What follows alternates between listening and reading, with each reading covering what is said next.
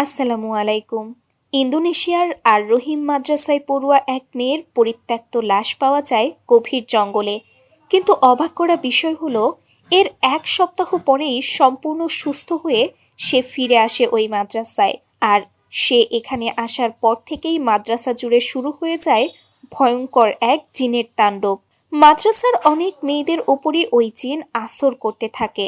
নামাজের মধ্যেই খুন হয় দুজন মেয়ে। সবাই বুঝতে পারে ওই ফিরে আসা মেয়ের ভেতরে করে কোনো জিন এসেছে এই মাদ্রাসায়। তবে চিন্তার বিষয় হলো, এই জিন কোনো স্বাভাবিক সাধারণ শয়তানের অনুসারী জিন নয়, বরং এটি একটি মুসলিম ইমানদার জিন, যার শক্তি সাধারণ জিন থেকে হাজার গুণ বেশি। তবে একজন ইমানদার জিন কেন একটি মৃত মেয়ের শরীরে জায়গা নেবে? কি উদ্দেশ্য তার? সাধারণত হুজুররা দোয়া পড়ে জিন তাড়িয়ে থাকে। তবে যে জিন নিজেই ইমানদার এবং আয়াতুল কুরসিও তার কোনো ক্ষতি করে না, সেই জিনকে কিভাবে কাবু করবে কোনো সাধারণ হুজুর অথবা কবিরাজ? জানবো আজকের এই গল্পে, যার নাম মুনকার। এটি ইন্দোনেশিয়ার এক মহিলা মাদ্রাসায় ঘটা সত্য ঘটনা অবলম্বনে তৈরি মুভি, যার গল্পে রয়েছে অসাধারণ টুইস্ট এবং ভয়ঙ্কর রহস্য, যা ইতোমধ্যে অনলাইন জগতে সাড়া ফেলেছে। আমি নিজেও এই মুভির জন্য অধীর আগ্রহে অপেক্ষা করছিলাম। আশা করছি এর গল্প আপনাদের কাছে খুবই ভালো লাগবে। তো চলুন আর দেরি না করে সরাসরি চলে যাওয়া যাক গল্পে। গল্পের শুরুতে আমরা একটা মেয়ের মাদ্রাসার ফজরের ওয়াক্তের দৃশ্য দেখতে পাই, যেখানে সব মেয়েরা এসে অজু করে নামাজের জন্য তৈরি হচ্ছিল। ইমাম হুজুর সেই সাথে উম্মি সহ সকল মেয়েরা ওই মাদ্রাসার ভেতরে থাকা একটি মসজিদে এসে জড়ো হয়, যেখানে বড় হুজুর ফজরের ওয়াক্তের ফজিলত সকলকে বলে শোনাচ্ছিল। কারণ এই ওয়াক্তে ঘুমকে আটকে নামাজ আদায় করা সব থেকে বড় কঠিন বিষয়। এখানে এই মেয়েদের মধ্যে হারলিনা নামের এক মেয়ে ছিল, যে কিনা তখনও পর্যন্ত ঘুমিয়েই পড়ে যাচ্ছিল। এখন নামাজ এবং আলোচনা শেষে এই মাদ্রাসার প্রধান উম্মি সকলের সামনে আসে। উম্মি এসে এখানে সকলকে উদ্দেশ্য করে বলে যে মাত্র 10 মিনিট পরেই তারা কোরআন পাঠ শুরু করবে, তাই সকলে যেন তৈরি হয়ে নেয়। এ কথা শোনা মাত্রই হারলিনা সেখান থেকে উঠে যেতে থাকে। তখন হারলিনার বেস্ট ফ্রেন্ড রানুম তাকে জিজ্ঞাসা করে সে কোথায় যাচ্ছে। হারলিনা জানায় সে কোরআন শরীফ তার ঘরেই ভুলে এসেছে, তাই সে সেটা আনতে যাচ্ছে। একথা বলে হারলিনা সেখান থেকে বের হতে শুরু করে। তখন তাদেরই ক্লাসের 3জন মেয়েকে আমরা দেখতে পাই, যারা কিনা হারলিনার এভাবে বের হয়ে যাওয়ার ব্যাপারটাকে একদমই স্বাভাবিকভাবে নিচ্ছিল না। তাদের মনে হচ্ছিল হারলিনা হয়তোবা কোরআন পাঠ করতে চাচ্ছে না, তাই সে এখান থেকে চলে যাচ্ছে। অন্যদিকে হারলিনা গিয়ে পৌঁছায় তার ঘরে। সেখানে তার কোরআন শরীফটি টেবিলের ওপর রাখা ছিল, যেটা সে হাতে তুলে নেয়। আর এরপর সেটা দেখতে দেখতে সে সেখানেই ঘুমিয়ে পড়ে। অন্যদিকে তার সহপাঠীরা সকলে বসে কোরআন শরীফ তেলাওয়াত করছিল, যেখানে উম্মি আইয়ু লক্ষ্য করে যে এখানে একজন ছাত্রী নেই, অর্থাৎ হারলিনা নেই। এই ব্যাপারটা হারলিনার বান্ধবী রানু এবং সেই সাথে রাবিয়াও লক্ষ্য করে। তাই তো কোরআন শরীফ তেলাওয়াতের পর উম্মি তাদের উপর ভীষণ রেগে যায়। যেদিন যে ক্লাসের তেলাওয়াত থাকে সেদিন সেই ক্লাসের সকলকেই সেখানে উপস্থিত থাকতে হবে, আর যদি কেউ অযথা অনুপস্থিত থাকে তাহলে পুরো ক্লাসকেই শাস্তি পেতে হবে। একথা বলে সে শাস্তি স্বরূপ পুরো ক্লাসকে, পুরো মাদ্রাসা এবং ওয়াশরুম পরিষ্কার করতে বলে। একথা শুনে রাবিয়া কিছুটা বিরক্ত প্রকাশ করে বলে যে এই শাস্তি তো হারলিনার পাওয়ার কথা। তখন উম্মি বলে যে এই শাস্তি হারলিনা সহ সকলকেই ভোগ করতে হবে। একথা বলতে না বলতেই সেখানে হারলিনা দৌড়াতে দৌড়াতে চলে আসে। সে এখানে উম্মির কাছে ক্ষমা চায়, তবে এতে উম্মির মন গলে না। সে সকলকে সমানভাবে শাস্তি ভোগ করতে বলে, যার ফলে রাবিয়া এবং তার বান্ধবীরা ভীষণ ক্ষেপে যায়। তারা যাওয়ার সময় হারলিনাকে উম্মির সামনেই ধাক্কা দিয়ে যায়, যে ব্যাপারটা দেখেও উম্মি কিছুই বলে না। এখন সকল মেয়েরা নিজ নিজ কাজে লেগে পড়ে, যেখানে রাবিয়া তখনও পর্যন্ত এই শাস্তি মেনে নিতে পারছিল না। সে এখানে তার বান্ধবী ডিলা এবং সিটিকে বলে যে সে এই শাস্তি কিছুতেই ভোগ করবে না।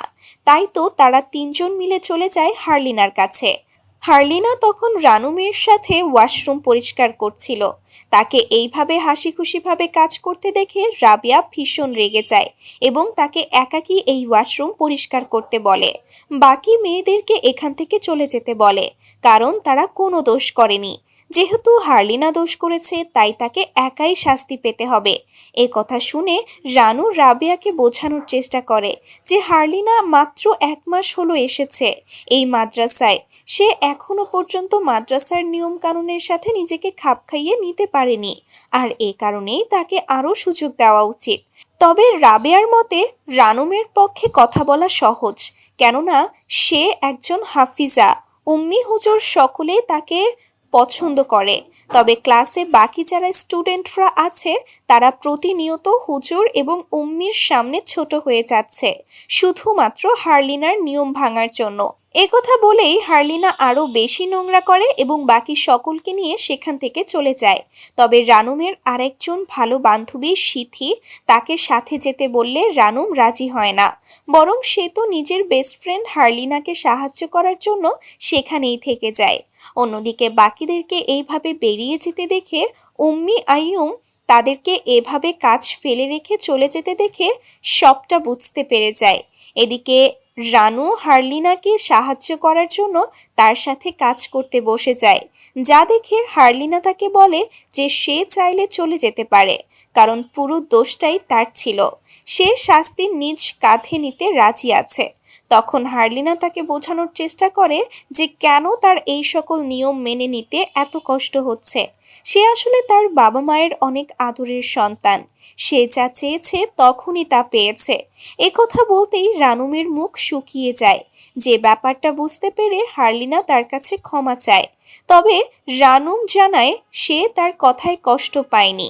এ কথা শুনে হার্লিনা বুঝতে পারে যে রানুম কতটা ভালো মনের অধিকারী, আর এর কারণ হলো রানুমের বাবা মা কেউই বেঁচে নেই। আর এই কারণেই তখন যখন হার্লিনা তার বাবা মায়ের কথা বলেছিল তখন রানুমের মন খারাপ হয়ে গিয়েছিল।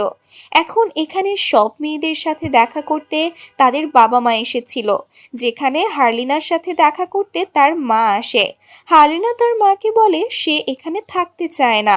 মাদ্রাসার কোনো মেয়েই তাকে পছন্দ করে না, শুধুমাত্র একটি মেয়ে বাদে। বাকিরা তো তাকে ঘৃণা করে। এছাড়া এখানকার বেডশিটও বেশ নোংরা। একথা শুনে তার মা হেসে দেয় এবং বলে সে আজ রাতেই তার জন্য নতুন বেডশিট সেই সাথে অনেকগুলো চাদর এনে দেবে। সে আরও বলে অন্তত পক্ষে 1 সেমিস্টার পর্যন্ত তাকে এই মাদ্রাসায় থাকতেই হবে, তা না হলে তার বাবা কিছুতেই রাজি হবে না তাকে এখান থেকে নিয়ে যেতে। তারা কথা বলছিল এমন সময় হার্লিনা লক্ষ্য করে রাবেয়ার সাথে তার বাবা প্রচণ্ড ঝগড়া করছে। মাদ্রাসার নিয়ম ভঙ্গের জন্য সে তাকে বকা দিচ্ছিল। কিন্তু কী নিয়ম ভেঙেছে সে? মূলত উম্মি আইয়ু রাবেয়ার বাবা মাকে আজ সকালে তার কাজে ফাঁকি দেওয়ার ব্যাপারটা জানিয়ে দিয়েছিল। তাই তো রাবেয়া এখানে তার বাবার খারাপ ব্যবহার এবং এই সব কিছুর জন্য হার্লিনাকেই দায়ী মনে করছিল। এই ব্যাপারটা দূর থেকে হার্লিনাও বুঝতে পেরে যায়। তবে সে এখানে তার মাকে এই ব্যাপারে কিছুই বলে না। তার মা এখানে তার জন্য খাবার নিয়ে এসেছিল, যেটা হার্লিনা তখন খায় না এবং রেখে দেয় পরবর্তীতে রাতে খাওয়ার জন্য। মেয়ের যেহেতু এখানে থাকতে বেশ কষ্ট হচ্ছে, তাই ওই রাতেই হার্লিনার মা কিছু বেডশিট রেডি করে তার মেয়েকে দেওয়ার জন্য নিয়ে আসে।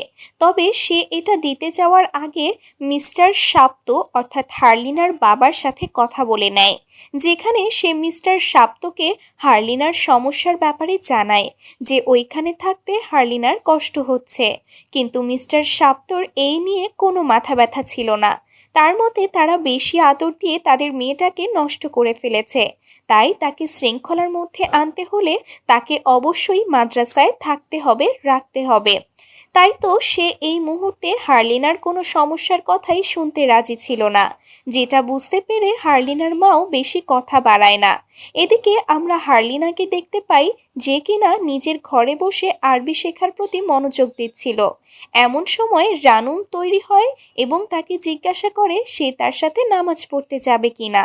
আজ এখন রানুমের বাবা মায়ের জন্য মসজিদের সকলে মিলে দোয়া পড়তে চলেছিল।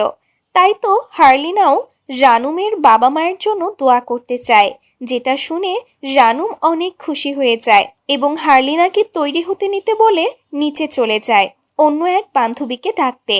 হার্লিনা তাড়াতাড়ি গিয়ে নিজের হিজাবটা বের করে এবং সেটা আয়রন করার জন্য বাইরে থাকা আয়রনটি গরম দিয়ে ভেতরে আসে সবকিছু রেডি করতে। এমন সময় আমরা দেখতে পাই সেখানে এসেছে রাবিয়া, টিলা এবং স্মৃতি। এই রুমের বাইরে থাকা কয়েকজন মেয়েকেও তারা ডেকে নিয়ে আসে। মূলত তারা ভেবেছিল আজ সকালের ব্যাপারটা হার্লিনাই উম্মে আইয়ুর কাছে নালিশ করেছে, তাই তারা এখানে হার্লিনাকে শায়েস্তা করতে এসেছিল। এখানে হার্লিনা তাদেরকে বলার চেষ্টা করে যে সে এমন কিছুই করেনি, তবে তার কথা শুনতে তারা তো রাজিই ছিল না। টিলা এবং রাবেয়া মিলে তাকে প্রচুর মারে আর এরপর তার সামনেই তার মায়ের বানিয়ে রাখা খাবারটিকে নষ্ট করে দেয়, আজে বাজে কথা বলে।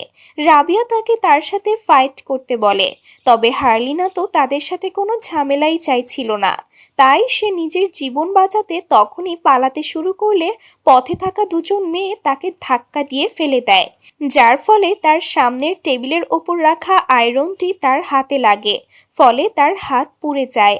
বাকিরা তাকে ধরে রাখে এবং রাবেয়া ওই আয়রনটি তুলে নেয় আর এরপর তাকে ভয় দেখাতে থাকে যেন সে তার মুখ পুড়িয়ে দিতে চাইছে, যা দেখে হার্লিনা এবার তাকে ধাক্কা দিয়ে সেখান থেকে পালাতে শুরু করে।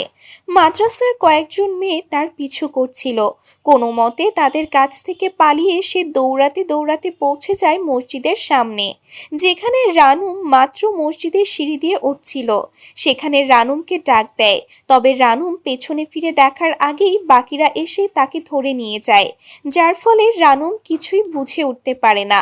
এদিকে টিলা এবং রাবিয়া মিলে হার্লিনাকে ধরে নিয়ে যায় ওয়াশরুমে, যেখানে বালতিতে থাকা ডিটারজেন্ট পানির ভেতরে তার ওই পোড়া হাত ঢুকিয়ে দেওয়া হয়, যার ফলে সে প্রচণ্ড যন্ত্রণায় ছটফট করতে থাকে।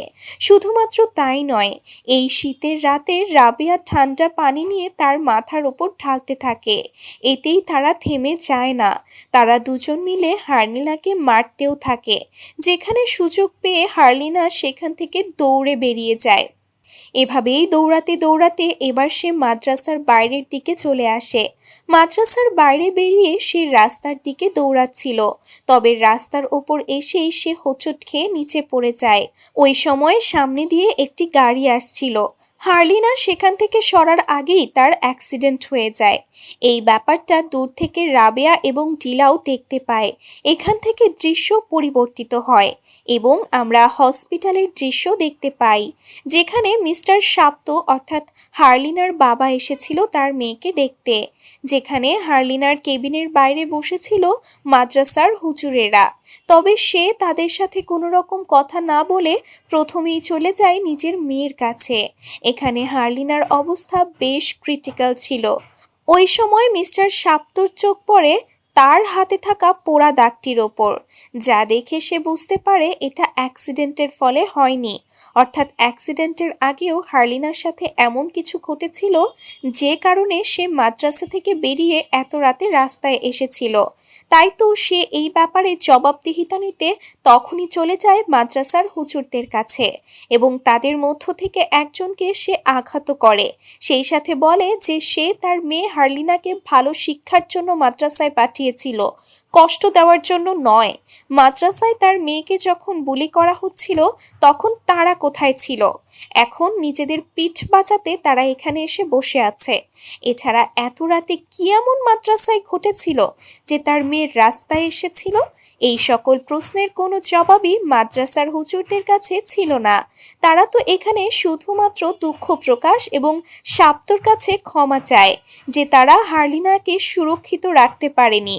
ওই মুহূর্তে শাপ্ত আর কোনো কথাই শুনতে রাজি ছিল না, তাই সে তাদেরকে তখনই হাসপাতাল থেকে চলে যেতে বলে। ওই দিন মাদ্রাসায় ক্লাস শেষে সকল সহপাঠীকে মসজিদে ডাকা হয় হার্লিনার জন্য দোয়া করতে, যেখানে রাবেয়া, সিথি ও টিলা এমন ভাব করছিল যেন গতকাল রাতে কিছুই হয়নি। তারা এখানে রানুমের সাথে কথা বলতে আসে এবং দোয়া পাঠের পর তারা একসাথে হসপিটালে যাবে হার্লিনাকে দেখার জন্য এ কথাও বলে। তবে রানুমের যেহেতু মন ভালো ছিল না, তাই সে তাদের সাথে ক্যান্টিনে যায় না। আর ঠিক ওই মুহূর্তে হাসপাতালে থাকা হার্লিনা তার শেষ নিঃশ্বাস ত্যাগ করে। দৃশ্য পরিবর্তিত হয় এবং আমরা এক সপ্তাহ পর মাদ্রাসার দৃশ্য দেখতে পাই, যেখানে হার্লিনার ক্লাসের সকলে মিলে কাপড় চোপড় ওঠাচ্ছিল। এমন সময় রানুমের সামনে হঠাৎ করেই হার্লিনা চলে আসে এবং তাকে সালাম দেয়। এতদিন পর হার্লিনাকে দেখে রানুম তো ভীষণ খুশি হয়ে যায়, কিন্তু দূর থেকে রাবেয়া এবং তার বান্ধবীরা যখন জানতে পারে যে হার্লিনা ফিরে এসেছে, তখন তারা বেশ ঘাবড়ে যায়। অ্যাক্সিডেন্টের কারণে হার্লিনার পায়ে ব্যান্ডেজ ছিল, যে কারণে সে ঠিকভাবে হাঁটতে পারছিল না। এদিকে হার্লিনা এভাবে ফিরে আসায় হুজুররাও বেশ চিন্তায় পড়ে গিয়েছিল। তারা স্পষ্টভাবে বুঝতে পারছিল যে ওই রাতে নিশ্চয়ই হার্লিনার সাথে কিছু একটা ঘটেছিল, তা না হলে এত রাতে সে মাদ্রাসা থেকে পালানোর চেষ্টা কেন করবে। তাদের মধ্য থেকে কয়েকজন তো হার্লিনার কাছে সরাসরি এ ব্যাপারে জানতে চাইছিল, কিন্তু উম্মে আইয়ু এই ক্ষেত্রে অনুমতি দেয় না। তার মনে হচ্ছিল এই ব্যাপারটা নিয়ে বেশি নাড়াচাড়া করলে তাদের মাদ্রাসার রেপুটেশন নষ্ট হতে পারে, আর এরপর থেকে কেউ তাদের মেয়েকে এই মাদ্রাসায় পাঠাতে ভয় পাবে। এছাড়া বড় হুজুর আপাতত অন্য মাদ্রাসায় গিয়েছেন পড়াতে, তাই এই মুহূর্তে সে কোনো ঝামেলা চাইছিল না। সে শুধুমাত্র সুরক্ষা দিতে চাইছিল হার্নিলার মতো বাকি মেয়েদেরকে, যাতে করে কারোর আর এই মাদ্রাসা থেকে বাইরে পালিয়ে যাওয়ার প্রয়োজন না হয়।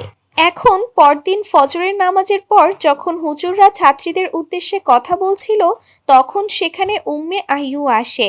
আইয়ু দূর থেকে হার্লিনার দিকে তাকিয়েছিল, যেখানে হার্লিনাও অদ্ভুতভাবে আইয়ুকে দেখছিল। এখানে হার্লিনার চোখে মুখে এমন ভয়ানক ছাপ ছিল, যা থেকে উম্মে আইয়ুর চোখই যেন সরছিল না। এমন সময় হঠাৎই তার কানের কাছে হার্লিনা এসে সালাম দেয়, যার ফলে আইয়ু ঘাবড়ে যায় এবং পাশে তাকাতেই দেখতে পায় সেখানে আরেকজন উম্মি আছে, যে কিনা তাকে সালাম দিয়েছে। এমন সময় হার্লিনাও তার দিক থেকে চোখ ফিরিয়ে নেয়, যা দেখে উম্মি আইয়ু এই পুরো ঘটনাটিকে নিজের মনের ভুল ভেবে অন্য উম্মির সাথে কথা বলতে চলে যায়। ওই সময় হুজুর তাদের সবাইকে উদ্দেশ্য করে বলে যে হার্লিনার জন্য দোয়া করতে, কেননা সে মহান আল্লাহ তাআলার পরম দয়ায় মৃত্যুর মুখ থেকে ফিরে এসেছে। হুজুর যখন এই সকল কথা বলছিল, তখন আমরা হার্লিনাকে দেখতে পাই, যে কিনা ভয়ঙ্কর দৃষ্টিতে তাকিয়েছিল রাবেয়াদের দিকে। শুধুমাত্র ওই সময়ই নয়, বরং পরবর্তীতে সকলে যখন দলগত হয়ে কোরআন পাঠ করছিল, তখনও হার্লিনা রাবেয়াদের দিকেই তাকিয়েছিল, যে ব্যাপারটা দেখে রাবেয়ার বেশ অস্বস্তি লাগছিল। এমন সময় সেখানে চলে আসে রানুম। রানুম একজন হাফিজা হওয়ায় রাবেয়ারা সব সময় তাকে কাছে রাখতে চাইতো, তবে রানুম থাকতে চাইছিল হার্লিনার সাথে। তাই সে হার্লিনার কাছে বসে পড়ে কোরআন তেলাওয়াত করতে, যে ব্যাপারটা রাবেয়ার ভালো লাগে না। এখানে রানুম হার্লিনাকে বলে ওই দিন রাতে নিশ্চয়ই হার্লিনার সাথে কিছু হয়েছিল, যে ব্যাপারটা সে হুজুরদের সাথে শেয়ার করতে পারেনি। অন্ততপক্ষে হার্লিনা চাইলে রানুমের সাথে ওই ঘটনার ব্যাপারে শেয়ার করতে পারে, তবে হার্লিনা এখানে রানুমকে ওই ঘটনার ব্যাপারে ভুলে যেতে বলে, কেননা সকলে নিজের খারাপ কাজের শাস্তি নিশ্চয়ই পাবে। এই কথার কোনো মানে রানু বুঝতে পারে না। এখন হার্লিনার এই ঘটনার পর থেকে হুজুররা বেশ সতর্ক হয়ে গিয়েছিল মাদ্রাসা নিয়ে, যে কারণে প্রতি রাতে দুজন করে স্টুডেন্ট মাদ্রাসার বিভিন্ন ওয়াশরুম থেকে শুরু করে পুরো মাদ্রাসাটাই চেক করত। আজ রাতে এই কাজের দায়িত্ব পড়েছিল রাবেয়া এবং সিথির ওপর। তবে সবগুলো ওয়াশরুম একসাথে চেক করতে গেলে অনেক টাইম লেগে যাবে, তাই রাবেয়া জোর করে সিথিকে অন্য একটা ওয়াশরুমে পাঠিয়ে দেয় চেক করতে, যাতে করে অন্য দুজন আলাদা আলাদাভাবে চেক করে দ্রুত কাজ সারতে পারে। এখন রাবেয়া সে যে ওয়াশরুম বিল্ডিংয়ে ঢুকেছিল, তার এক সাইডের ওয়াশরুমগুলো একে একে চেক করছিল। এক সাইডে শেষ ওয়াশরুমটি চেক করে সে যখনই অন্য সাইডে যেতে যাচ্ছিল, তখনই হঠাৎ করে ওই সাইডের ওয়াশরুমের দরজা সজোরে বন্ধ হয়ে যায়, যা দেখে রাবেয়া একটু ঘাবড়ে যায় এবং সেটা আবারও চেক করে, সেখানে কেউই ছিল না। রাবেয়া এবার ভয় পাচ্ছিল, তাই সে অন্য পাশের ওয়াশরুমগুলো চেক না করেই সেখান থেকে বেরিয়ে আসে এবং সিথিকে খুঁজতে পাশের ওয়াশরুমে চলে যায়। পথেই সে সিথিকে অদ্ভুতভাবে দাঁড়িয়ে থাকতে দেখতে পায়, যা দেখে সে সিথিকে ডাকতে থাকে। তবে সিথি তার কথার কোনো উত্তর না দিয়ে পাশের অজুখানার মধ্যে প্রবেশ করে। তার পিছু পিছু রাবেয়াও সেখানে চলে যায় এবং তাকে ডাকতে থাকে। এত ডাকার পরও সিথি পেছনে না ফিরলে সে সিথির কাঁধে হাত রাখে। এমন সময় ভয়ানক এক রূপ নিয়ে সিথি তার দিকে ঘুরে তাকায় এবং ভয়ানক কণ্ঠে তাকে সালাম দেয়। আমরা বুঝতে পারি সিথির ওপর কোনো জিনে আসর করেছিল, যেটা বুঝতে পেরে রাবেয়াও কোনো মতে তার হাত ছাড়িয়ে তখনই পালিয়ে চলে যায় উম্মি আইয়ুর কাছে। তবে অনেকবার দরজা ধাক্কানোর পরেও উম্মি দরজা খোলে না, যে কারণে সে হুজুরদের ঘরের দরজায় গিয়ে ডাকতে থাকে। হঠাৎই দরজার বাইরে থাকা লাইটগুলো জ্বলতে নিভতে থাকে। পেছনে ঘুরলেই দেখা যায় সেখানে দাঁড়িয়ে আছে জিনে আসর করা সিদ্ধি, যে কিনা রাবেয়ার গলা চেপে ধরে এবং বলতে থাকে সূরার একটা আয়াত, যে আয়াতে বলা হয়েছিল যে সকল পাপীরাই তাদের পাপ কর্মের শাস্তি পাবে। এখানে জিনে আসর করা স্মৃতি রাবেয়ার ওপর হামলা করলেও রাবেয়া স্মৃতির স্থানে হারলিনাকে দেখতে পাচ্ছিল। সে রাবেয়াকে গলা চেপে মেরেই ফেলছিল। এমন সময় ঘরের ভেতর থেকে বেরিয়ে আসে হুজুর এবং তার হাত থেকে কোনো মতে রাবেয়াকে ছাড়িয়ে নেয়। এমন সময় জিনের আসরে থাকা সিথি হুজুরের ওপরেই আক্রমণ করে বসে। সে হুজুরকে সিঁড়ি থেকে নিচে ফেলে দিয়ে তার উপর আক্রমণ করতে আসে। তখন হুজুর তাকে আটকে সূরার পাঠ করতে থাকে।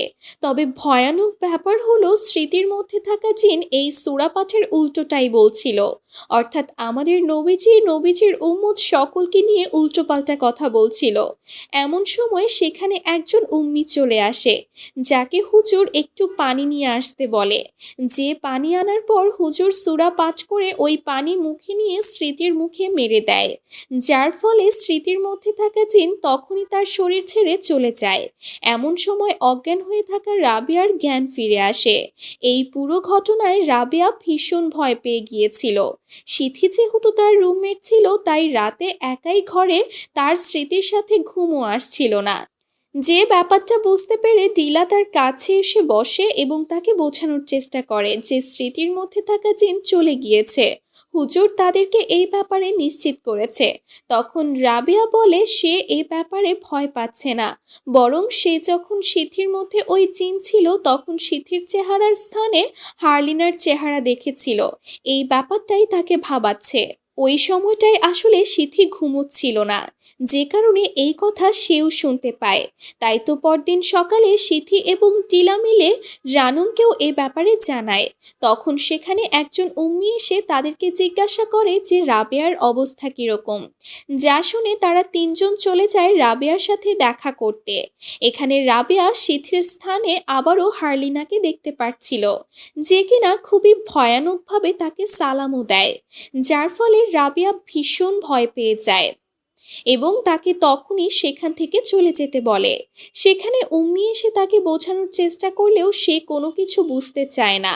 তার মতে এটা সিথি নয় বরং হারলিনা ছিল।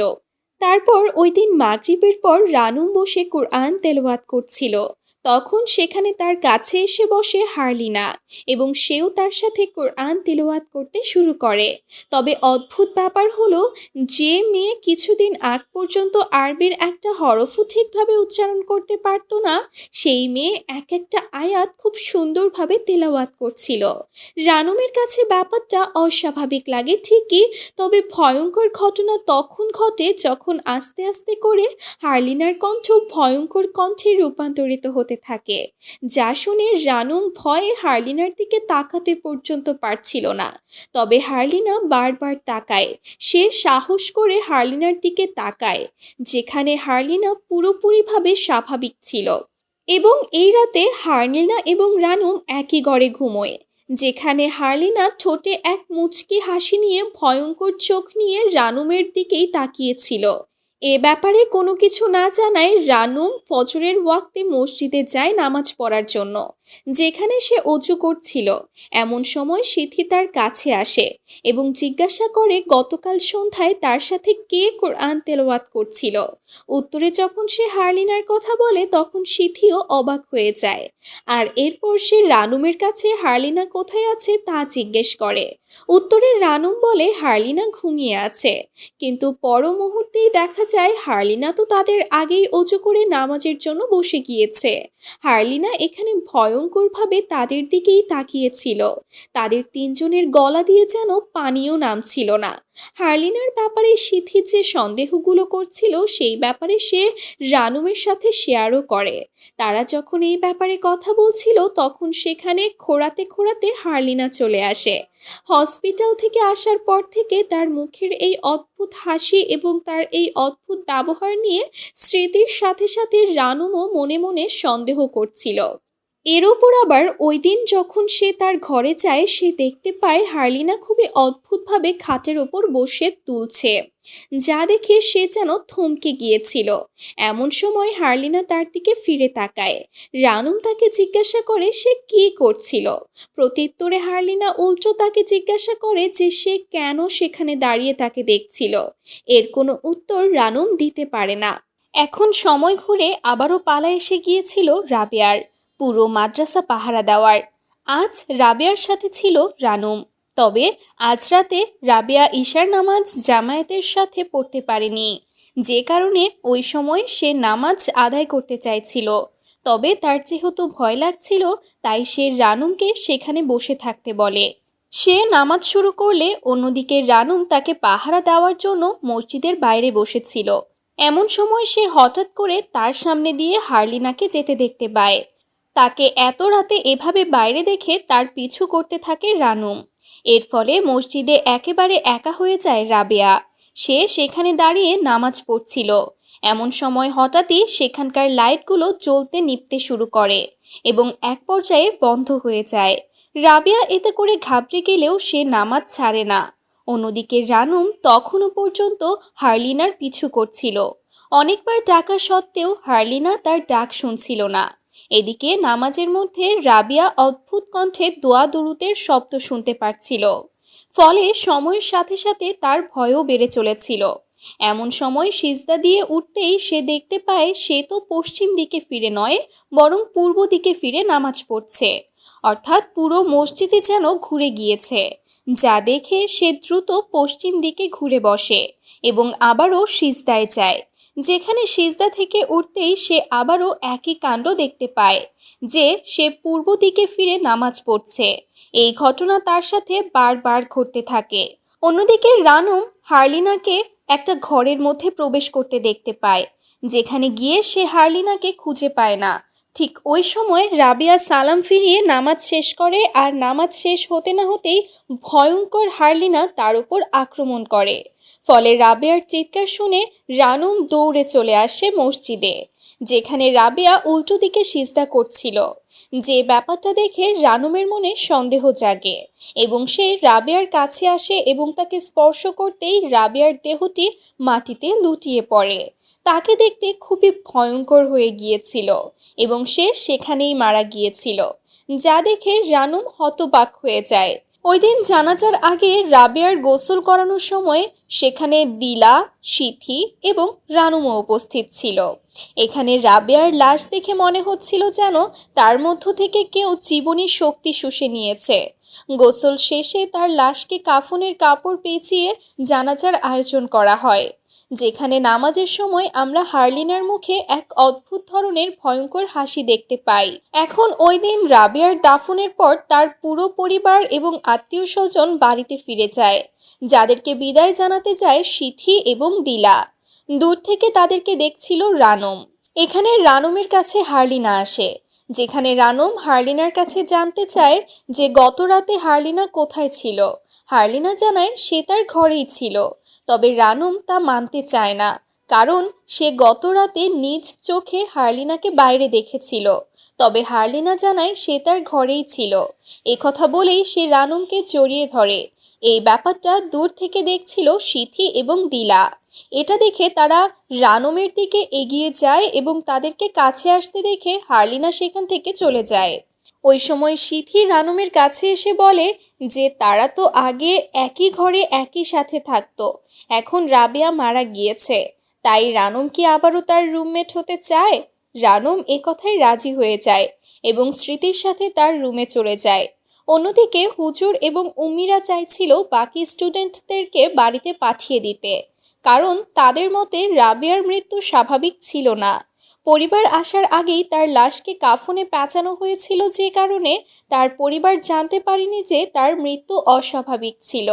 তাই তো হুজুর এবং অন্যান্য উম্মিরা চাইছিল তার পরিবারকে অন্ততপক্ষে এ ব্যাপারে জানাতে, সেই সাথে পরিস্থিতি না সামলানো পর্যন্ত সকল ছাত্রীদেরকে বাড়িতে পাঠিয়ে দিতে। কিন্তু উম্মি আইয়ুব কিছুতেই এই কথায় রাজি হয় না। সে তখনও পর্যন্ত মাদ্রাসার ব্যাপারে ভাবছিল, যে ব্যাপারটা নিয়ে একজন হুজুর অনেক ক্ষেপে যায় এবং তখনই চলে যায় বড় হুজুরকে এ ব্যাপারে জানাতে। এদিকে দিলা তখন তার ঘরে বসে একা একা কাঁদছিল। তখন সেখানে সিথি রানমকে নিয়ে চলে আসে। রানমকে সেখানে দেখে দিলা অনেকটা রেগে যায় এবং সরাসরি রানমকে এসে প্রশ্ন করে যে সে কেন রাবেয়াকে একা ছেড়ে দিল। সে যদি রাবেয়াকে একা মসজিদে ছেড়ে না যেত তাহলে হয়তোবা রাবেয়া এখন বেঁচে থাকতো, তার কারণেই রাবেয়ার মৃত্যু হয়েছে। এ কথা শুনে রানুমও এবার রেগে যায়। সে বলে তারও এই ব্যাপারে আফসোস হচ্ছে। সে ওই শেষ ব্যক্তি ছিল যে কিনা রাবেয়াকে শেষবারের মতো দেখেছিল, আর সেই ওই প্রথম ব্যক্তি যে কিনা মৃত্যুর পর রাবেয়াকে প্রথমবারের মতো দেখেছিল। গত রাতের কথা সে জীবন ভর ভুলতে পারবে না, কিন্তু এই ব্যাপারে তার কোনো হাত নেই। তখন সিথি তাদের দুজনকেই চুপ করতে বলে এবং বলে রাবেয়াকে তারা সকলেই মিস করছে, তবে তাদের এখন একজোট হয়ে থাকতে হবে, যাতে করে তাদের মধ্য থেকে আরও কারোর এইভাবে মৃত্যু না হয়। ফলে দিলা এবং রানুমও এখানে একে অন্যকে জড়িয়ে ধরে সব পুরনো কথা ভুলে যায়। ওই রাতে রানুমও দিলাদের ঘরেই থাকে, যেখানে অনেক রাত হয়ে যাওয়ার পরও তার ঘুম আসছিল না। সে ওই ঘরে ওপরের খাটে শুয়েছিল, যেখানে চোখ মেলে সে ওপরের চালার দিকে তাকিয়ে থাকে। আর এরপর পলক ফেলতেই সে নিজেকে নিজের খাটে দেখতে পায়।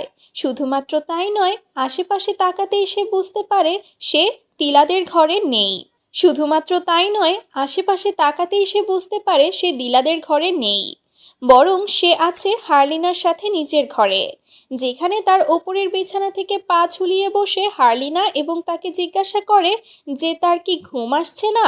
রানুমও এ কথার কোনো জবাব না দিলে হারলিনা উপরের বিছানা থেকে নেমে আসে এবং রানুমকে পেছনে দাঁড়িয়েই ডাকতে থাকে। রানুমও ভয়ে আটোকুটো হয়ে পড়েছিল। কিছুক্ষণ পর হারলিনার ডাক থেমে যায় এবং ঘরের দরজা বন্ধ হওয়ার আওয়াজ হয়, যা শুনে রানুমও উঠে বসে এবং তখনই হিজাব পরে হারলিনার পিছু করতে থাকে। এদিকে অন্য ঘরে থাকা সিথির ঘুম ভেঙে যায় এবং সে নিজের সামনে রানুমকে না দেখে চিন্তিত হয়ে পড়ে। তাই তো সে দিলাকে ঘুম থেকে উঠিয়ে তখনই বেরিয়ে পড়ে রানুমকে খুঁজতে। তারা প্রথমে হারলিনার ঘরে যায়, যেখানে কেউই ছিল না, অর্থাৎ রানুমের সাথে সাথে হারলিনাকেও পাওয়া যাচ্ছিল না, যে ব্যাপারটা নিয়ে তারা দুজনে আরো বেশি চিন্তিত হয়ে পড়ে। পুরো মাদ্রাসা জুড়ে তারা রানুমকে খুঁজে বেড়াচ্ছিল, অন্যদিকে রানুম পিছু করছিল হারলিনার। এভাবেই খুঁজতে খুঁজতে দিলা এবং সিথি যে কখন আলাদা হয়ে পড়ে সে ব্যাপারে দিলা লক্ষ্যই করে না, আর এটা যখন সে লক্ষ্য করে তখন সে ভীষণ ঘাবড়ে যায়। ওই সময় হারলিনার কণ্ঠ শোনা যায়, যে কিনা বারবার দিলাকে সালাম দিচ্ছিল। ফলে দিলা অনেকটাই ঘাবড়ে যায় এবং দ্রুত সেখান থেকে বেরোতে চায়। সে বারবার পেছনে দেখছিল এবং সামনের দিকে হাঁটছিল। এভাবেই এক পর্যায়ে হারলিনার এক ভয়ঙ্কর রূপ তার সামনে চলে আসে, যাকে দেখে দিলা ভীষণ ভয় পেয়ে যায়। তখনই রানমের ডাকে তার হুঁশ ফেরে। তার সামনে হারলিনা নয় বরং রানম ছিল। রানমকে দেখে সে সিথিকে নিয়ে ভীষণ চিন্তিত হয়ে পড়ে। রানম বলে সে সিথিকে খুঁজতে যাচ্ছে। ততক্ষণে দিলা যেন ওস্তাদ গনিকে ডেকে নিয়ে আসে। ওদিকে আমরা সিথিকে দেখতে পাই, যে কিনা মাদ্রাসার এই জঙ্গলের ভেতর দিয়ে রানম এবং দিলাকে খুঁজে বেড়াচ্ছিল। তখন হঠাৎই তার আশেপাশে থাকা সব আলোগুলো নিভে যায়। তার হাতে থাকা টর্চটিও আর জ্বলছিল না। এমন সময় হার্লিনার কণ্ঠে সালাম শোনা যায়, যা শুনে সে পেছনের দিকে তাকায়, তবে পেছনে কেউই ছিল না। সে যখনই সামনের দিকে তাকায় তখনই ঠিক তার পেছনে চলে আসে হার্লিনা, যে কিনা আবারও স্মৃতিকে সালাম দেয়। এই ঘটনায় স্মৃতি এতটাই ভয় পেয়ে গিয়েছিল যে সে এক দৌড়ে চলে আসে মসজিদের ভেতরে, যেখানে সে মাদ্রাসার সব মেয়েদেরকে একসাথে নামাজ আদায় করতে দেখতে পায়। ফলে সে স্বস্তির নিঃশ্বাস ফেলছিল। এমন সময় সে লক্ষ্য করে সেখানে থাকা সকলে খুব অদ্ভুতভাবে দ্রুত নামাজ আদায় করছে। এভাবে দ্রুত নামাজ আদায় করতে করতে হঠাৎই তারা থেমে যায় এবং ভয়ঙ্করভাবে স্মৃতির দিকে তাকায়। এমন সময় তাদের মধ্য থেকে একজনের খিমার উড়ে এসে স্মৃতির মুখের ওপর পড়ে। ফলে সে চিৎকার করতে থাকে এবং তার চিৎকার শুনে সেখানে দৌড়ে চলে আসে রানম, আর সেই স্মৃতির হুঁশ ফিরিয়ে আনে। তারা দেখতে পায় মসজিদে তখন তারা দুজন বাদে আর কেউই নেই, যা দেখে সিথি রানমের কাছে দিলার ব্যাপারে জানতে চায়। রানম জানায় দিলা ওস্তাদ গনিকে ডাকতে গিয়েছে, যা শুনে তারা দুজন তখনই মসজিদ থেকে বেরিয়ে যায় দিলার উদ্দেশ্যে। অন্যদিকে দিলা ততক্ষণে পৌঁছে গিয়েছিল ওস্তাদ গনির ঘরের সামনে, যেখানে সে বারবার ওস্তাদ গনিকে ডাকছিল, তবে সে কিছুতেই কোনো সাড়া দিচ্ছিল না। এমন সময় দিলা লক্ষ্য করে যে ঘরের দরজা তো খোলা। ওই সময় সে ঘরে প্রবেশ করে এবং দেখতে পায় বিছানার উপর ওস্তাদ গনি শুয়ে আছে। সে ওস্তাদ গনিকে ডাকতে থাকে এবং সিথিকে যে খুঁজে পাওয়া যাচ্ছে না এই ব্যাপারটাও জানায়, তবে ওস্তাদ গনি তো কোনো সাড়াই দিচ্ছিল না, যে কারণে সে সামনের দিকে এগিয়ে যায় এবং ওস্তাদ গনিকে স্পর্শ করে ডাকতে চায়। এমন সময় ঠিক তার পেছনে চলে আসে হালিনা, যে ব্যাপারটা দিলাও অনুভব করে পেছনে ফিরে তাকায়, তবে সেখানে কেউই ছিল না। এমন সময় সে সামনে ফিরতেই দেখতে পায় বিছানার ওপরেও ওস্তাদ গনি নেই। এখানে কি হচ্ছে তা সে বুঝতে পারছিল না। এমন সময় ঘরের লাইটগুলো চলতে নিভতে শুরু করে। সে ঘর থেকে বের হতে যায়, তবে ঘরের দরজা আপনা আপনি বন্ধ হয়ে যায়। সে দরজা ধাক্কাচ্ছিল এবং সাহায্য চাইছিল। এমন সময় পেছন থেকে হার্লিনার গলায় তাকে সালাম দেওয়া হয়, যা শুনে সে তো অবাক হয়ে যায়, তবে তার পেছনে তো কেউই ছিল না। এমন সময় দরজাটি জোরে জোরে নড়তে শুরু করে, ফলে সে দরজা থেকে পেছনে সরে যায়। এ সময় যেন বারবার হার্লিনা তাকে সালাম দিচ্ছিল। এমন সময় অন্ধকারের মধ্য থেকে হঠাৎই হার্লিনা তার উপর হামলা করে বসে। তার চিৎকার শুনে ঘুম ভেঙে যায় উম্মি আইয়ুর। সে উম্মি ইন্দ্রিকে ডেকে তোলে এবং তখনই রেডি হতে বলে বাইরে কি হচ্ছে তা দেখতে যাওয়ার জন্য। এদিকে দিলার চিৎকার শুনে সিথি এবং রানুমও পৌঁছে গিয়েছিল ওস্তাদ গনির ঘরের সামনে। সেখানে ভেতর থেকে দিলার চিৎকারের আওয়াজ শুনে তারা দরজাটি খোলার চেষ্টা করতে থাকে। এক পর্যায়ে দরজা খুলেও যায়, তবে ভেতরে কেউই ছিল না। এমন সময় বাইরে থেকে দিলার চিৎকার শোনা যায়, যা শুনে তারা সবাই চলে আসে দিলাকে খুঁজতে। অন্যদিকে উম্মি আইয়ুব এবং ইন্দ্রিও বেরিয়ে গিয়েছিল তাদেরকে খোঁজার জন্য। এমন সময় মসজিদ থেকে বিপদ ঘণ্টার আওয়াজ শোনা যায়, যা শুনে তারা মসজিদে চলে আসে, যেখানে আগে থেকেই কিছু ছাত্রীরা উপস্থিত ছিল এবং রাবেয়ার মতোই পূর্ব দিকে সিজদা করেছিল। দিলা তাকে ওঠাতেই তারা বুঝতে পারে রাবেয়ার মতো দিলাও মারা গিয়েছে। ওই একইভাবে সিথি এবং রানুমও তাদের আরও একজন বান্ধবীকে হারিয়ে ভীষণভাবে ভেঙে পড়ে। এমন সময় রানুমের চোখ পড়ে মসজিদের এক কোণায়, যেখানে দাঁড়িয়ে ছিল হার্লিনা। সে ভয়ঙ্করভাবে তার দিকেই তাকিয়ে হাসছিল, যা দেখে রানুম এবার পুরোপুরিভাবে নিশ্চিত হয়ে যায় যে এই সব কিছুর পেছনে হার্লিনাই রয়েছে। তাই সে সিথিকে নিয়ে তখনই চলে যায় ওস্তাদ গনির সাথে কথা বলতে। ওস্তাদ গনি এবং আরেকজন ওস্তাদ মিলে তখন বের হচ্ছিল আশেপাশে কি হচ্ছে তা দেখার জন্য।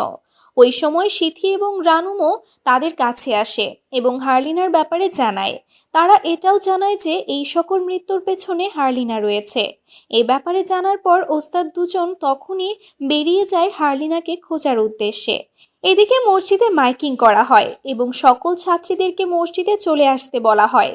এই বিপদের মধ্যে আজ রাতে তারা সকলে একসাথে মসজিদে থাকবে। এদিকে হার্লিনার মাকে কল করে এইখানকার পরিস্থিতির ব্যাপারেও জানানো হয় যে হার্লিনাকে খুঁজে পাওয়া যাচ্ছে না এবং সে এই সব কিছুর পেছনে রয়েছে, যেটা জানার পর তার মাও ভীষণ চিন্তিত হয়ে পড়ে। অন্যদিকে রানুম এবং সিথি পাশাপাশি শুয়েছিল, যেখানে সিথি অন্যদিকে ফিরেছিল। রানুমের ঘুম আসছিল না। এমন সময় তার পাশে থাকা সিথি তার দিকে ফিরে শোয়, যেখানে আমরা দেখতে পাই এটা তো সিথি নয় বরং হারলিনা ছিল। ভয়ঙ্কর হারলিনা এখানে রানুমকে ডাক দেয়। যখন রানুম ভয়ে ভয়ে সিথির দিকে তাকাতেই দেখতে পায় এটা হারলিনা নয় বরং সিথি, যে কিনা তাকে ডাকছে ওয়াশরুমে যাওয়ার জন্য। সিথিকে দেখে রানুমও স্বস্তির নিঃশ্বাস ফেলে এবং তার জন্য ওয়াশরুমের বাইরে গিয়ে দাঁড়িয়ে থাকে। স্মৃতি যখন ওয়াশরুমে প্রবেশ করছিল তখন আমরা দেখতে পাই তার সামনের ওয়াশরুমে দাঁড়িয়ে আছে হারলিনা, যদিও পরবর্তীতে তাকে সেখানে দেখা যায় না। স্মৃতি ওয়াশরুমে ছিল এমন সময় ওয়াশরুমের দরজা খোলার আওয়াজ শোনা যায়। সে রানুমকে ডাকে, তবে রানুম কোনো সাড়া দেয় না। এদিকে রানুম দেখতে পায় স্মৃতি তার পেছন থেকে বেরিয়ে কোথাও একটা চলে যাচ্ছে। তাকে এইভাবে যেতে দেখে রানুমও তার পিছু করতে থাকে। কিছু দূর এসে সে দেখতে পায় দুটো বটগাছের সামনে সিথি অদ্ভুতভাবে দাঁড়িয়ে আছে। সে সিথিকে ডাকতে থাকে, তবে কোনো ডাকের সাড়া না পেয়ে সে সিথির দিকে এগিয়ে যায়। সে তাকে স্পর্শ করতে যাবে এমন সময় পেছন থেকে আসল সিথি তাকে ডাক দেয়। পেছনে সিথিকে দেখে সে অবাক হয়ে যায়। তাহলে তার সামনে কে? তখনই ঘুরে তাকে সালাম দেয় হারলিনা, যাকে এইভাবে দেখে তারা দুজনই ভীষণ ভয় পেয়ে যায় এবং দৌড়ে পালাতে শুরু করে। তবে তারা যতই দৌড়াক না কেন ঘুরে ফিরে তারা ওই দুই বটগাছের মাঝেই আসছিল। তারা কিছু বুঝে উঠতে পারছিল না। এমন সময় সিথির পা ধরে টান দেয় হারলিনা। রানুম তাকে বাঁচানোর চেষ্টা করছিল। এমন সময় সেখানে চলে আসে ওস্তাদেরা। তিনজনে মিলে চেষ্টা করে তারা কোনো মতে সিথিকে হারলিনার হাত থেকে মুক্ত করে এবং তাদেরকে নিয়ে অন্য ওস্তাদ সেখান থেকে সরে আসে। ওস্তাদ গনি এখানে হারলিনাকে প্রশ্ন করতে থাকে যে সে কে। এমন সময় আমরা দেখতে পাই হারলিনার বাবা মাও পৌঁছে গিয়েছে মাদ্রাসায়। এদিকে হারলিনার মধ্যে থাকা জিন জানায় যে সে ইসলামের একজন জিন, যে কিনা আল্লাহ তাআলার দাসত্ব করে। যা শুনে ওস্তাদ অবাক হয়ে যায় এবং জিজ্ঞাসা করে যে সে এখানে কি করছে। উত্তরে ওই জিন জানায় তাকে কেউ ডেকেছে পাপীদেরকে শাস্তি দেওয়ার জন্য। একথা শুনে ওস্তাদ গনি বলে এখনই হারলিনার শরীর ছেড়ে দিতে, তা না হলে মহান আল্লাহ তাআলার শব্দ দ্বারা সে তাকে ধ্বংস করে দিবে। তখন জিনটা হেসে বলে যে সে চেষ্টা করতে পারে। একথা শুনে ওস্তাদ গনি আয়াতুল কুরসি পড়তে শুরু করলে জিনটিও তার সাথে সাথে আয়াতুল কুরসি পড়তে থাকে। তবুও ওস্তাদ গনি থামে না এবং পুরো আয়াতুল কুরসি পড়ে সে তসবিহ দিয়ে তার মুখে আঘাত করে। তবে এতেও এত কিছুতেও ওই জিনের কিছুই হয় না। সে তার দিকে তাকিয়ে মুনকারের বর্ণনা দেয় যে যে মুমিন মহান আল্লাহ তাআলার বদলে শয়তানকে অনুসরণ করবে সে পরিণত হবে মুনকারে। এমন সময় ওই জিন ওস্তাদ গনির পেছনে এসে মুনকার বলে চিৎকার করে ওঠে। ফলে ওস্তাদ গনি পেছনে তাকাতেই হারলিনা যেন গায়েব হয়ে যায়। তবে কিছুক্ষণ পরেই তার সামনে দাঁড়িয়ে ছিল হারলিনা। এমন সময় সেখানে চলে আসে তার বাবা মা। হারলিনার মা নিজের মেয়েকে এই অবস্থায় দেখে তখনই ছুটে যেতে চাইছিল তার কাছে। হারলিনার বাবা এবং ওস্তাদ গনি তাকে আটকানোর চেষ্টা করে এবং বোঝাতেও চায় যে এটা হারলিনা নয়, কিন্তু সে কোনো কথাই শোনে না, দৌড়ে চলে যায় তার মেয়ের কাছে। তবে তার মেয়ে তার হাতও স্পর্শ করতে চাইছিল না, যেন সে এক অদ্ভুত রাগে তার দিকে তাকাচ্ছিল। তখনই মিস্টার শাপ্ত অর্থাৎ হারলিনার বাবা কিছু কল্পনা করে এবং আমরা ওই রাতের দৃশ্য দেখতে পাই যেদিন হারলিনার অ্যাক্সিডেন্ট হয়েছিল। আমরা জানতাম ওই রাতে হারলিনার মায়ের এই মাদ্রাসায় আসার কথা ছিল বেডশিট নিয়ে। সে বেডশিট নিয়ে মাদ্রাসার উদ্দেশ্যে রওনাও দিয়েছিল, তবে পথে বেডশিটগুলো পেছনে পড়ে যাওয়ায় সে সেটা ঠিক করছিল। এমন সময় আমরা দেখতে পাই তার গাড়ির সামনে চলে আসে হারলিনা। হ্যাঁ, ওই দিন রাতে অন্য কোনো অপরিচিত গাড়ির সাথে হারলিনার অ্যাক্সিডেন্ট হয়নি, বরং তার মায়ের গাড়ির সাথে অ্যাক্সিডেন্ট হয়েছিল। তবে তার মা বুঝতে পারেনি, কেননা তাকে আঘাত করার পর তার গাড়িটি গিয়ে লেগেছিল কিছু কাঠের সাথে। তাই সে ভেবেছিল সে হয়তোবা ওই কাঠের সাথে অ্যাক্সিডেন্ট করেছে, কিন্তু পেছনে যে তার মেয়ে গাড়ির সাথে আঘাত পেয়ে মাটিতে লুটিয়ে পড়েছে তা সে লক্ষ্যই করে না। এবং রাবেয়া এবং দিলাও তো কিছু বলে না, যার ফলে অ্যাক্সিডেন্ট হওয়ার বহুক্ষণ পর পর্যন্ত হারলিনা সেখানেই পড়ে থাকে। নিজের মেয়ের অ্যাক্সিডেন্টের ব্যাপারে কোনো কিছু না জানা হারলিনার মা ফিরে যায় বাড়িতে, যেখানে মিস্টার শাপ্ত তার গাড়ির চাকায় হারলিনার কাপড়ের অংশ দেখতে পায়। যদিও সে তখনই কিছু বুঝতে পারে না, কিন্তু এখন সে সবকিছু বুঝতে পারছিল, কেননা হারলিনার মধ্যে থাকা জিন তার মায়ের ওপরেই আক্রমণ করে এবং তাকে টেনে নিয়ে চলে যায় জঙ্গলের ভেতরে। এবং তারা কিছু করতে পারার আগেই ওই জঙ্গলের ভেতর থেকে ফিরে আসে হার্লিনার মায়ের লাশ, যার অবস্থা রাবেয়া এবং দিলার মতোই ছিল, অর্থাৎ ওই জিন হার্লিনার মৃত্যুর প্রতিশোধ নিচ্ছিল। আর যেহেতু তার মায়ের অ্যাক্সিডেন্টের কারণেই হার্লিনার মৃত্যু হয়েছিল, তাই সে তার মাকেও মেরে ফেলেছিল। দুই ওস্তাদ যায় ওই জিনকে আটকানোর জন্য, তবে তাদের দুজনকে দুই দিকে ফেলে দিয়ে সে আক্রমণ করতে যায় সিথির ওপর, কেননা তার মৃত্যুর জন্য কিছুটা অংশে সিথিও দায়ী ছিল। এমন সময় সেখানে বড় হুজুর চলে আসে এবং তার পা ধরে তাকে ছুঁড়ে মারে দূরে। মিস্টার শাপ্ত তখনও পর্যন্ত তার স্ত্রীর লাশ নিয়ে বসেছিল। দুই ওস্তাদ হার্লিনার দুই হাত ধরে রাখে এবং বড় হুজুর তার কপালে হাত রেখে দোয়া পড়তে থাকে। এতে করে হার্লিনার ভেতরে থাকা ওই জিনের প্রচণ্ড কষ্ট হচ্ছিল। মিস্টার শাপ্ত এই সব কিছু দেখছিল এবং বুঝতে পারছিল যে সে কত বড় ভুল করেছে। হ্যাঁ, এই জিনকে হার্লিনার ভেতরে এনেছিল মিস্টার শাপ্ত। মূলত হার্লিনার মৃত্যুর পর সে ডক্টরদেরকে বলেছিল যে তারা যেন কাউকে হার্লিনার মৃত্যুর ব্যাপারে না জানায়, বিশেষ করে তার স্ত্রীকে, কেননা সে প্রচণ্ড ভেঙে পড়বে। আর এরপর সে হার্লিনার লাশ নিয়ে চলে যায় একজন কালো জাদু করা কবিরাজের কাছে। মূলত মিস্টার শাপ্ত তার মেয়ের এমন মৃত্যু কিছুতেই মেনে নিতে পারছিলেন না, তাই সে কবিরাজকে অনুরোধ করে তার মেয়েকে জীবিত করে তোলার জন্য। এর বদলে সে যে কোনো কিছু করতে রাজি ছিল। কবিরাজ তাকে সাবধানও করে যে একবার যদি তারা এই পথে এগোয় তাহলে কিন্তু এই কাজ পাল্টানো যাবে না। এমনও হতে পারে হার্লিনা খুবই ভয়ঙ্কর হয়ে উঠেছে এবং প্রতিশোধ নিচ্ছে। মিস্টার শাপ্ত নিজের মেয়ের জীবনের বদলে যে কোনো কিছু মেনে নিতে রাজি ছিল। তাই তো সে এখানে কোনো কিছু না ভেবে কবিরাজের দেওয়া একটা বড় পেরেক হার্লিনার মাথার মধ্যে গেঁথে দেয়, যার মাধ্যমে হার্লিনার ভেতরে প্রবেশ করে এক ভয়ানক জিন, যে কিনা প্রথমেই হার্লিনার মৃত্যুর প্রতিশোধ নিতে চাইছিল। তাই তো মিস্টার শাপ্ত তাকে পাঠিয়ে দেয় মাদ্রাসায়। হার্লিনা সুস্থ হয়ে গিয়েছে এবং প্রথমে বাড়িতে না এসে মাদ্রাসায় গিয়েছে শুনে তার মা একটু অবাকই হয়। তখন মিস্টার শাপ্ত তাকে বলে যে মাদ্রাসায় গেলে সে দ্রুত সুস্থ হয়ে যাবে, এ কারণেই সে তাকে সেখানে পাঠিয়েছে। এখন এই মুহূর্তে এসে নিজের স্ত্রীকে হারিয়ে এবং নিজের চোখের সামনে নিজের মেয়েকে এত কষ্ট পেতে দেখে মিস্টার শাপ্ত বুঝতে পারছিল যে সে কত বড় পাপ করে ফেলেছে। তাই তো সে আর এক মুহূর্তও দেরি করে না। সে দৌড়ে যায় এবং হার্লিনার মাথায় গেঁথে রাখা ওই পেরেকটি তুলে নিয়ে আসে, যার ফলে ওই জিন হার্লিনার ভেতর থেকে বেরিয়ে যেতে বাধ্য হয় এবং হার্লিনার লাশ সেখানেই লুটিয়ে পড়ে। এই সব কিছু দেখে সেখানে থাকা সকলেই বুঝতে পারে যে এই সব কিছুর পেছনে মিস্টার শাপ্ত দায়ী, যার পাপের শাস্তি সে অলরেডি পেয়ে গিয়েছে। মেয়েকে তো সে আগেই হারিয়ে ফেলেছিল, এখন সে তার স্ত্রীকেও হারিয়েছে। সেই সাথে সে আল্লাহর নিয়মের বিরুদ্ধে গিয়ে যাকে বাঁচিয়ে তোলার জন্য এত কিছু করেছে তার লাশই এখন তার কোলে পড়ে আছে। এই ঘটনায় মিস্টার শাপ্ত অনেক বড় শিক্ষা পায়। এখন পরদিন সকালে অ্যাম্বুলেন্স আসে সব লাশগুলোকে নিয়ে যাওয়ার জন্য। যেখানে লাশগুলো নিয়ে যাওয়ার পর এই ঘটনাকে ব্যাখ্যা করার জন্য বড় হুজুর মসজিদে এক মজলিস বসায়, যেখানে সে ব্যাখ্যা করে যে কেন এই জিন এত বেশি শক্তিশালী ছিল, কেন আল্লাহর কোনো কালাম অর্থাৎ আয়াতুল কুরসি তার উপরে কোনো প্রভাব ফেলতে পারেনি। আর এর কারণ হলো মানুষের মতো জিনেরাও ইসলাম ধর্ম পালন করে, এমনকি তারা মানুষের থেকেও বেশি আল্লাহর অনুগত্য স্বীকার করে থাকে। যারা প্রকৃতপক্ষে ঈমানদার জিন রয়েছে তারা মানুষের কোনো ক্ষতি করতে চায় না।